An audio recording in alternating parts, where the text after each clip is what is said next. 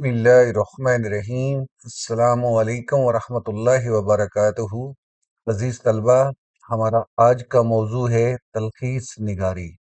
آج کی نشست میں ہم تلخیص نگاری کے حوالے سے تمام بنیادی باتوں کا جائزہ لیں گے۔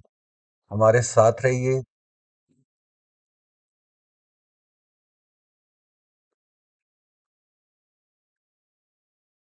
بورڈ کے پیپر میں سوال نمبر 8 اس انداز سے آتا ہے: مندرجہ ذیل عبارت کی ایک تہائی الفاظ میں تلخیص کیجیے اور مناسب عنوان بھی تحریر کیجیے۔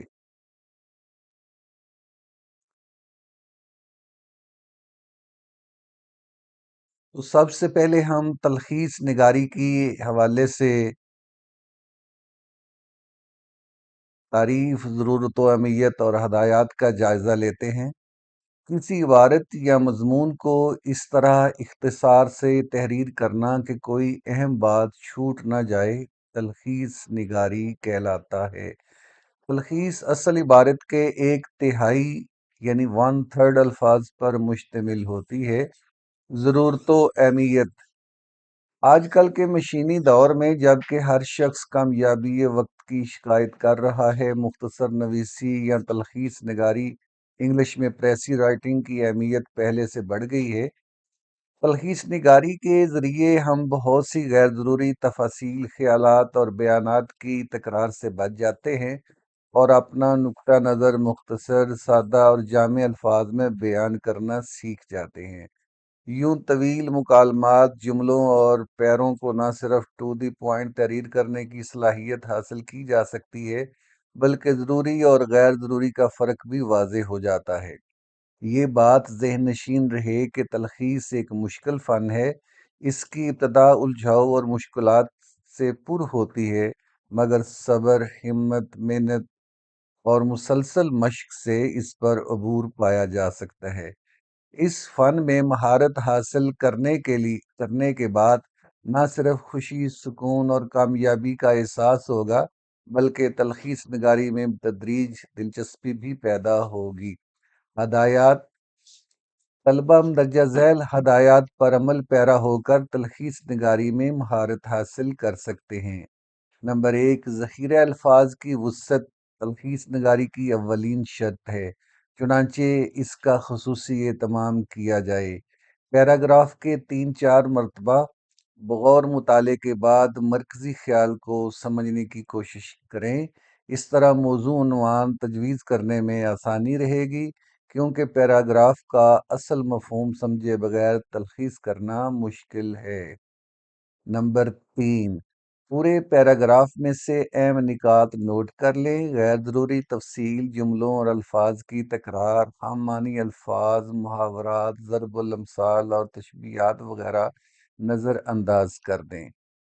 نمبر 4، پیراگراف میں دیے گئے خیالات کو آسان، سادہ مگر جامع الفاظ میں بیان کریں اور اپنی طرف سے کوئی تجویز، مشورہ، تنقید یا تبصرہ نہ کیا جائے۔ نمبر 5، تلخیص کو خوبصورت انداز میں تحریر کرنے کے بجائے عام فہم الفاظ پر توجہ مرکوز رکھیں۔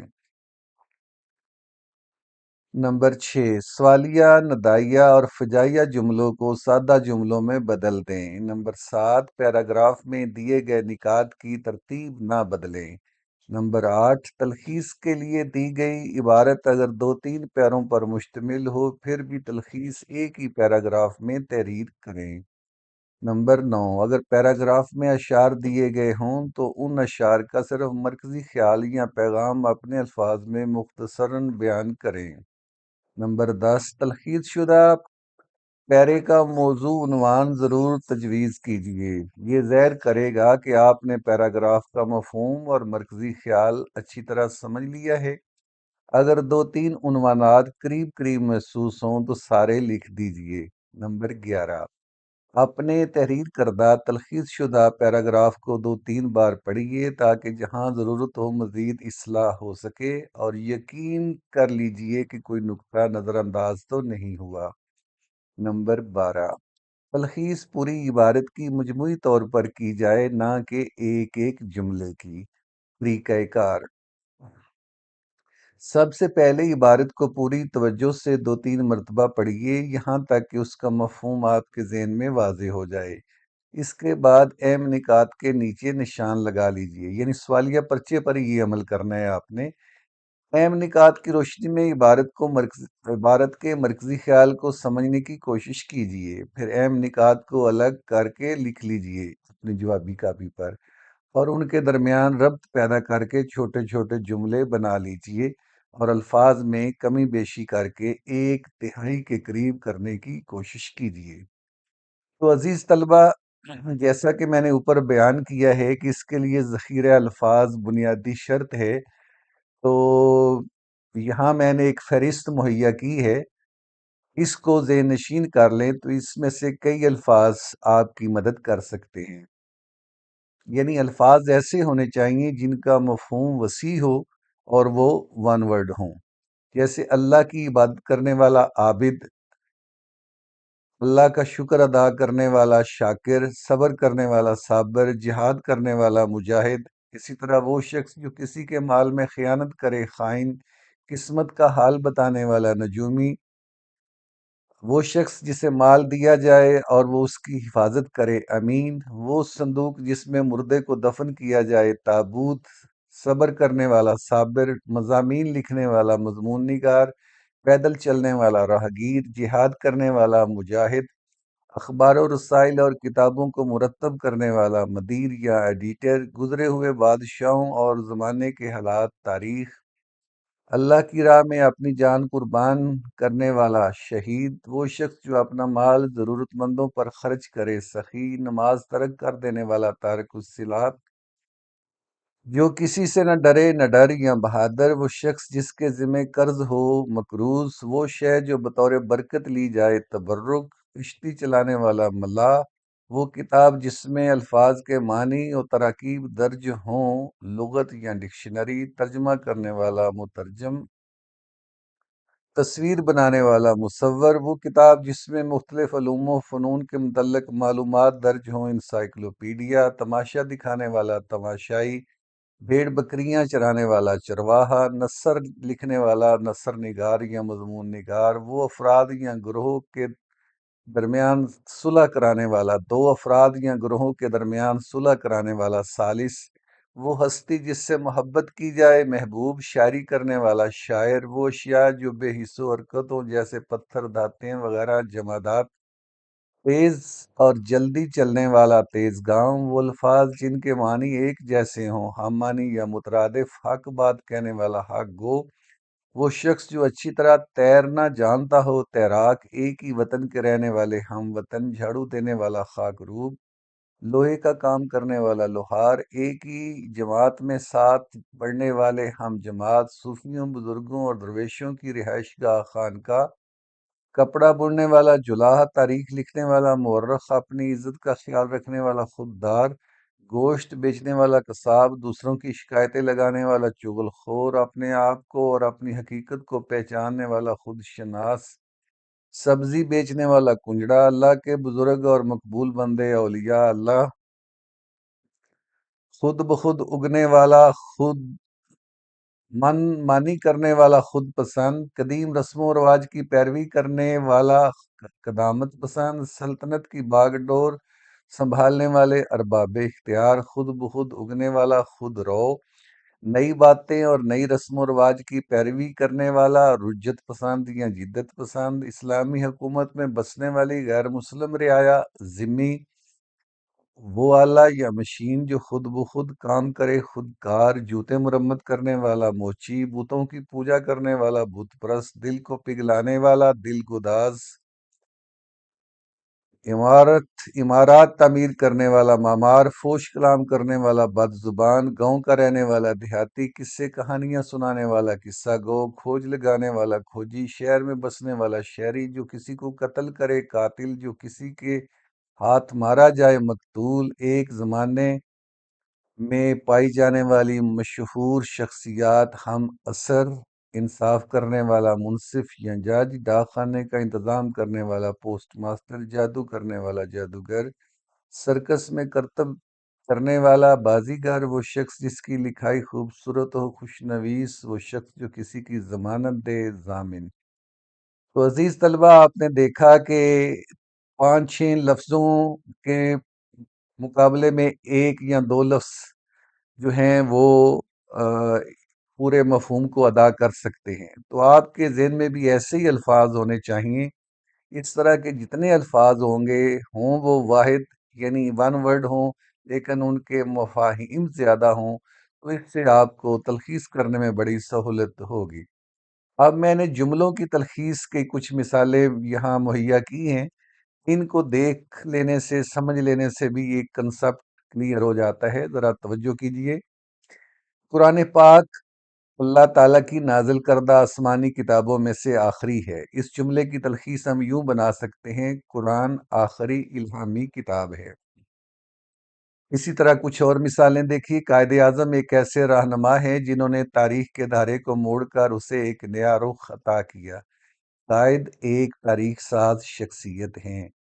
ڈاکٹر نے مریض کو نصیحت کی کہ اگر وہ تندرست ہونا چاہتا ہے تو اسے باقاعدہ علاج کرانا ہوگا۔ ڈاکٹر نے مریض کو باقاعدگی سے علاج کرانے کی تاکید کی۔ اسے بہت دیر ہو چکی تھی اور اسی ہڑبونگ میں وہ ہوائی اڈے پر پہنچا تو جہاز روانہ ہو چکا تھا۔ تاخیر کے باعث اس کی پرواز جا چکی تھی۔ صلاح الدین ایوبی میں ایسی دلیرانہ خوبیاں تھیں جن کے باعث وہ دوسرے سپہ سالاروں سے الگ اور نمایاں نظر آتا تھا۔ ایوبی ایک بہادر اور منفرد سپہ سالار تھا۔ اور کسی کو تو ہمت نہ ہوئی کہ اماں کو اسٹیشن پر براتیوں کے اترنے اور گانے کا حال سناتا، مگر ماموں صاحب اپنی بہن کا ہاتھ پکڑ کر ایک طرف لے گئے اور بہت مسکرا مسکرا کر سارا سین بیان کیا۔ کسی کو بھی اماں کو براتیوں کا حال سنانے کی جرت نہ ہوئی، مگر ماموں نے یہ کام بآسانی کر دیا۔ موت زندگی کی ایسی بڑی حقیقت ہے جس کا سامنا ہر ذی روح کو کرنا ہے۔ موت ایک اٹل حقیقت ہے۔ پردے کو جنبش ہوئی اور دو پہرے دار جن کے ہاتھوں میں چھوٹی ننگی تلواریں تھیں اپنے درمیان ایک پست قامت جوان فرانسیسی شخص کو ساتھ لیے اندر داخل ہوئے۔ اب یہ 2 لائنوں پر مشتمل ایک عبارت ہے، تو اس کا دیکھتے ہیں تلخیص کیسے آسانی سے ہم بنا سکتے ہیں۔ پردہ ہٹا اور 2 پہرے دار ایک فرانسیسی شخص کو ساتھ لیے اندر داخل ہوئے۔ شدید تھکن کے باعث میرا سارا جسم ٹوٹ رہا تھا اور کپڑے خاک و دھول میں اٹ گئے تھے۔ میں تھکا ہوا تھا اور میرے کپڑے گرد آلود تھے۔ قلعے کی عمارت میں داخل ہونے کے بعد خانسامہ نے آہنی یعنی لوہے کا دروازہ بند کیا، اس میں قفل ڈالا اور میرا سامان اٹھا کر آگے بڑھا۔ خانسامہ قلعے کا دروازہ بند کر کے میرا سامان اٹھا کر چل دیا۔ آپ نے دیکھا ہوگا کہ جو ضروری باتیں ہیں، اہم نکات ہیں، انہی کو شامل کیا جا رہا ہے، جو غیر ضروری ہیں ان کو اس میں سے حذف کیا جا رہا ہے۔ اس محل کے چاروں طرف مختلف قطع جات میں دنیا بھر کے حسین اور معطر پودوں کی کیاریاں اور خوش رنگ پھولوں کے چمن پھیلے ہوئے تھے۔ محل کے اطراف میں خوبصورت خوشبودار پودے اور پھول لگے ہوئے تھے۔ زبیدہ کے ماں باپ بہت خوش خلق، غم گسار، مہربان اور ہمدرد تھے۔ زبیدہ کے والدین بے شمار خوبیوں کے مالک تھے۔ ان دیہاتیوں میں رہنے والے چھوٹے چھوٹے جھونپڑوں میں رہتے، موٹا جوٹا لباس پہنتے اور روکھی سوکھی کھا کر سو رہتے ہیں۔ ان دیہاتوں میں رہنے والے چھوٹے چھوٹے جھونپڑوں میں رہتے، موٹا جوتا پہنتے اور روکھی سوکھی کھا کر سو رہتے ہیں۔ دیہاتی انتہائی غربت زدہ زندگی گزار رہے ہیں۔ انہوں نے خاص قاعدے بنائے ہوئے ہیں جن کے مطابق وہ رہتے سہتے ہیں۔ ان کی زندگی کے کچھ اصول ہیں۔ انتظامی صلاحیت رکھنے کے علاوہ رضیہ سلطانہ بڑی عقل مند، ذی فہم اور ذہین بھی تھی، اور ذرا غور کرتے ہی فوراً بات کی تہہ تک پہنچ جاتی تھی۔ رضیہ سلطانہ اچھی، منتظم اور معاملہ فہم عورت تھی۔ ماں ایک ایسی ہستی ہے جس کا بدل اس پوری دنیا میں کوئی نہیں۔ ماں کا کوئی نعم البدل نہیں۔ کشمیر ہمارے لیے اس وجہ سے اہم ہے کہ پاکستان کے تمام دریاؤں کا پانی کشمیر سے آتا ہے۔ تمام پاکستانی دریاؤں کا منبع کشمیر ہے۔ عبداللہ بن مبارک کی سخاوت، فیاضی اور دریا دلی اہل علم یا کسی ایک طبقے ہی تک محدود نہ تھی، بلکہ ہر خاص و عام اس سے فائدہ اٹھا سکتا تھا۔ ہر شخص عبداللہ بن مبارک کی سخاوت سے مستفید ہو سکتا تھا۔ جنگل جتنا گھنا تھا اتنا ہی خوبصورت بھی تھا۔ جنگل گھنا اور خوبصورت تھا۔ شہد کی مکھیاں ایک ایسی ویکس یعنی موم پیدا کرتی ہیں جس کی مدد سے وہ شہد کا چھتا تیار کر لیتی ہیں۔ شہد کی مکھیاں اپنا چھتا تیار کرنے کے لیے ویکس خود بناتی ہیں۔ تو آپ ماڈل دیکھیے کہ بورڈ کے پیپر میں آپ نے اس سوال کو کس طرح حل کرنا ہے۔ آپ نے آنسر شیٹ کے دائیں کونے میں حاشیہ لگانے کے بعد لکھنا ہے سوال نمبر 8، درمیان میں مارکر سے سرخی لگانی ہے تلخیص اور ابتدائی کاوش نمبر 1۔ اب آپ نے وہ سوالیہ پیپر سے جو عبارت ہے اس کے جو اہم نکات ہیں ان کو ترتیب سے یہاں پر لکھ کر ان کے درمیان ربط پیدا کرنا ہے، یعنی ان کو جوڑ کر یہ جملے مکمل کرنے ہیں، اور پھر ان کو گن کر دیکھ لینا ہے کہ یہ ایک تہائی کے کام سے کم ہیں یا زیادہ ہے، تو ایڈجسٹ کرنا ہے۔ تو دوسری بار پھر آپ اس عبارت کو مزید جو ہے وہ ریفائن کرنے کی کوشش کریں یہاں پر، اور جب آپ محسوس کریں کہ اب میری کٹنگ وٹنگ مزید نہیں ہو سکے گی، میں نے اب اس کو فائنل کر لیا ہے، تو اس عبارت کو دوبارہ بلکہ سے بارہ یہاں لے آئیے اور سرخی لگا لیجیے حتمی کاوش۔ اب آپ کے ذہن میں جو اس کا بہترین عنوان ہے وہ بھی یہاں درج کر دیجئے۔ نیچے اس کی جو تلخیص آپ نے 1/3 بنائی ہے، 1/3، وہ یہاں لکھ دیجئے۔ آپ کے ذہن میں جو اور متبادل عنوانات آ رہے ہیں کہ یہ بھی اس کا عنوان ہو سکتا ہے، یہ بھی ہو سکتا ہے، وہ متبادل عنوانات کے تحت آپ لکھ لیجئے۔ تو اس طرح آپ کا یہ سوال جو ہے وہ حل ہو جائے گا۔ اب بائیں کونے میں آپ کل الفاظ لکھ لیجئے، اور جو تلخیص شدہ آپ کے الفاظ ہیں ان کی تعداد بھی لکھ لیجئے۔ تو عزیز طلبہ، امید ہے آپ نے تلخیص نگاری کے حوالے سے آج کی نشست میں ساری معلومات حاصل کر لی ہیں۔ اگر پھر بھی آپ کے ذہن میں کوئی سوال ہے تو آپ مجھ سے رابطہ کر سکتے ہیں۔ تو حاضر ہوں گے انشاءاللہ نئی ویڈیو کے ساتھ، تو ہمارے ساتھ رہیے گا۔ اب تک کے لیے اللہ حافظ۔